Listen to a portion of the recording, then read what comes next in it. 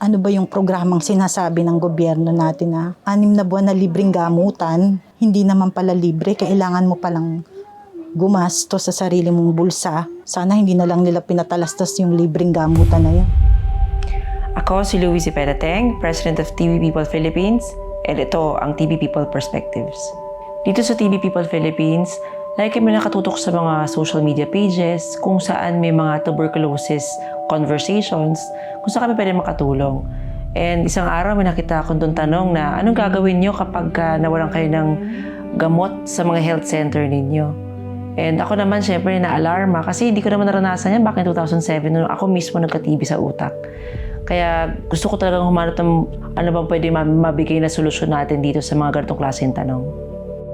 Ako po si Linda, may asawa, 46 years old po at may 3 pong anak. Kasalukuyan pong nag-aalaga ng aming bunsong anak na may sakit na TB. Nag-umpisa po yung kanyang sakit noong nakaraang October kasi po nagkaroon siya ng ubo na dire-diretso siyang inuubo. Tapos nawalan siya ng gana kumain, parang naging mapili, nangayayat siya. Tapos mawawala. Tapos magkakaubo na naman after ng 2 araw.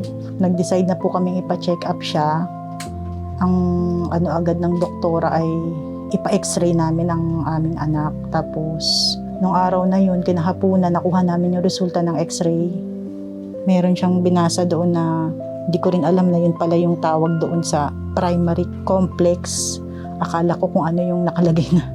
Yun pala yung nun. At agad-agad niya kaming pinayuhan na magpunta sa health center namin dito na magpalista daw kami para sa gamutan. In-enroll po nila agad na, akala ko po nga pakukuhanan muna siya ng sputum po ba ang tawag doon. Kasi yun ang alam ko rin na dapat gawin. Hindi na daw kailangan kasi may sinabi siyang clinically diagnosed daw po yung anak ko, kaya kailangan daw po agad-agad na makainom ng gamot.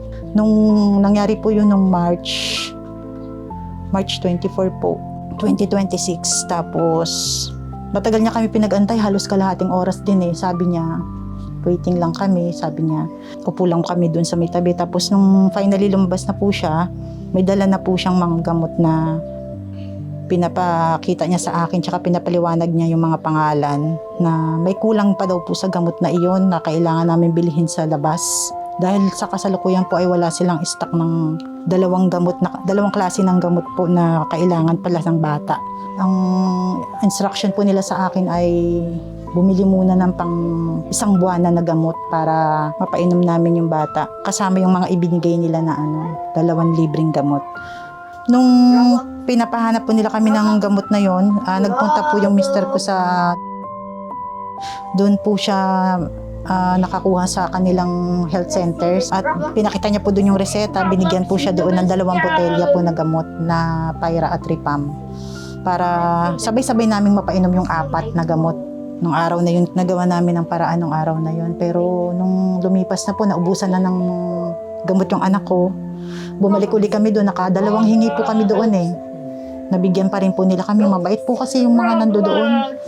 Kahit hindi daw po kami naka-enroll doon, kung may extra naman sila sa loob ng kanilang stock room, binigay nila sa amin kasi meron kaming resetang nakaano talaga. Buti nilang may malalapitan na kalapit bayan na pwedeng tumulong dito sa mga municipality or LGU na wala ngang gamot na kompleto para mabigay sa kanilang mga residente. Ayun po, tapos nung dinala naman po namin yung reseta na yun sa labas ng sa mga butika, napakahirap naman po palang hanapin noon. Medyo na-stress kami po ng mister ko kasi yung mga butikang pinagtanungan namin na wala pala silang tindang ganong gamot. Sa malalaking butika daw po kami magpunta at maghanap kasi yun lang daw po ang merong ganong gamot na nagtitinda. Tapos yun nga po, nung pumunta na kami sa malaking butika, hindi pala pwedeng bilhin ng isa lang yung Ripam. Nakaset po pala siya na ang halaga ay nasa 500 pataas.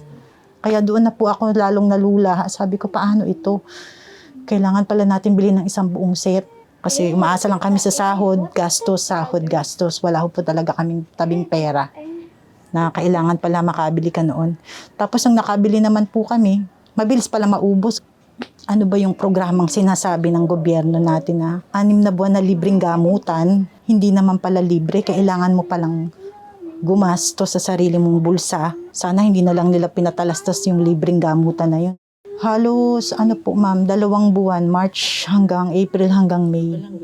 Wala pong binigay na yung 2 nawawalang klase ng gamot niya na Isang mahal po nung amount na yun, parang sabi ko, isang bili na lang tapos wag na natin siyang painumin. Kasi parang hihintayin na lang namin siyang gumaling sa tubig-tubig tsaka sa mga herbal na mga pinayo sa akin ng mga kapatid ko, painumin ng mga oregano, mga malunggay, mga sabaw ng yun na lang sana ang gagawin namin para hindi na kami umasa at bumalik doon. Kasi halos nakadalawang balik po kami doon, wala pa rin silang gamot daw. Kaya ang pagkakasabi pa nila sa amin, mag-antay ng text. Ite-text namin kayo kung mayroong gamot, pero hindi never naman silang nag-text po Nakakalungkot na ito maririnig ko na kahit ano-ano na lang ang pwedeng ipainom, kung ano man ang pwedeng mailaga nila. Kasi hindi nila alam kung saan sila kukuha ng kompletong gamot Kaya hindi mo masisisi yung pamilya kung ito maiisip nilang solusyon. Basta may painom lang sila dun sa kapamilyang may TB.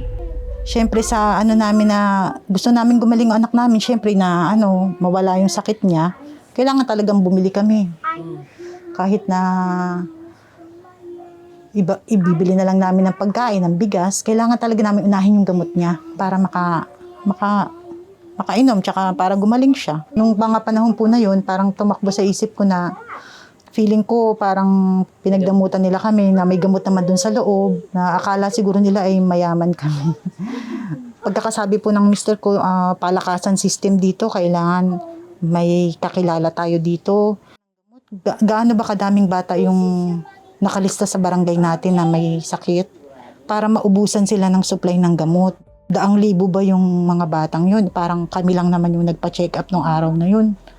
Nagpalista. Bakit sasabihin nila na ubus na yung stock nitong klase ng gamot na ito, na siguro baka binibenta nila sa ibang sa labas. Kaya nauubusan siguro ng gamot, kaya ganoon. Siguro nga, hindi yung masisisi yung mga ganitong pamilya kung mayroon silang ganyan maiisip. Kasi kahit ako, na may anak akong ganyan kaliit din, kung maranasan kong hindi ako bigyan ng gamot, baka talagang magagalit din ako Ngayon, natuklasan po namin, na-realize namin na may kakulangan pala talaga ng mga gamot para sa sakit na TB. Parang sa buong Pilipinas pala talaga yung may kakulangan. Meron pa kaming isang pamangkin nga na sa kasalukuyan ngayon na payat din. At nung una po ayaw niya pang uminom, pero akala niya siguro gagaling siya ng kusa. Kasi matigas ang ulo ng bata. Takot siguro sa gamot. Paano nga naman pala kung ubos din pala yung supply, pinalipas niya pa yung buwan. Tapos ubos din pala yung supply ng gamot na iyon. Paano na yun? Parang lalo siyang lalala yung sakit niya. Sana malampasan namin ngayon yung nararanasan namin ngayon sa paggagamutan ng anak ko sa tuberculosis. Sana malampasan niya, sana gumaling siya talaga. Na hindi na sana bumalik yung sakit. Saka yung lahat ng mga bata rin ngayon na kasalukuyang nakakaranas ng ganito. Sana po masolusyonan yung kakulangan ng gamot natin dito sa sakit na ito. Kasi parang paano kung mayroon susunod uli na bata na lumapit doon at talagang wala talaga silang talagang pambili, walang makuhanan. Paano yun? Hindi siya makakainom. Paano siya gagaling? Paano maliligtas yung buhay niya? Paano kung aasa sila sa libreng gamutan na ilang buwan pala bago dumating? Isa lang to sa mga storyang narinig ko at nabasa ko sa mga tuberculosis pages na inaasikaso ng TB People Philippines. Buong Pilipinas pala. May mga ganitong klaseng sitwasyon. Hindi nila alam kung paano kompletuhin, hindi nila alam kung hihinto muna nila, hindi nila alam kung ano lang muna yung pwede nilang ipainom sa mga pamilya nilang may tuberculosis. Sana matugunan na itong ating gobyerno at sana matapos na natin itong stock out ng first-line drugs ng tuberculosis.